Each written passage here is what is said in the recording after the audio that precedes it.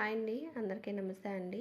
Morning బ్రేక్ఫాస్ట్లోకి మీరు ఏ రకం tiffin చేసుకున్నా కానీ ఒక్కసారి ఇలా చట్నీ తయారు చేసుకొని చూడండి, ఎంత రుచిగా తినేస్తారో.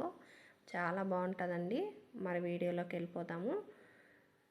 చూడండి, స్టవ్ వెలిగించుకొని ఒక ప్యాన్ పెట్టుకొని 1 టేబుల్ స్పూన్ ఆయిల్ వేసుకోండి. 1 పచ్చిమిరపకాయ ఇలా తుంచేసుకోండి, కొంచెం దోరగా వేపుకోండి. అలాగే ఒక చిన్న కప్పు నిండా ఇలా వేరుశనగ పప్పు వేసుకొని ఈ పప్పు కానీ కొంచెం దోరగా వేపుకోవాలి. అదే కప్పుతోటి పుట్నాల పప్పు అండి. ఇది కానీ కొంచెం పచ్చి స్మెల్ పోయేంతసేపు వేపుకోండి.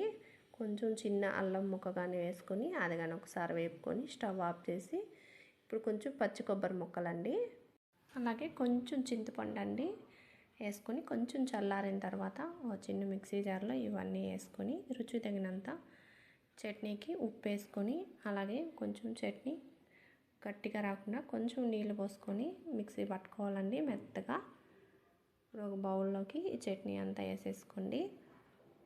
చట్నీకి పోపు పెట్టుకుందాము. స్టవ్ వెలిగించుకొని చిన్న కడాయి పెట్టుకొని 1 టేబుల్ స్పూన్ ఆయిల్ వేసుకొని ఆయిల్ కాస్త వేడయ్యాక 1/2 స్పూన్ ఆవాలు, 1/2 టీ స్పూన్ మినపప్పు, 1/2 టీ స్పూన్ శనగపప్పు, 1/2 స్పూన్ జీలకర్ర, 2 ఎండుమిరపకాయలు ఇలా తుంచేసుకొని 1 రెమ్మ కరివేపాకు కానీ వేసుకొని ఈ పోపు అంతా కొంచెం దోరగా వేపుకోవాలండి. ఇలా వేపుకొని ఇప్పుడు చట్నీలో వేసేసుకోండి.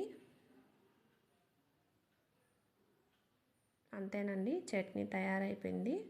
ఇడ్లీలోకి, దోశలోకి, బోండా, వడ దేంట్లోకైనా కానీ చాలా బాగుంటుంది. మీరు కానీ ట్రై చేసి మీకు ఎలాగొచ్చిందో కామెంట్ బాక్స్లో తెలియజేయండి.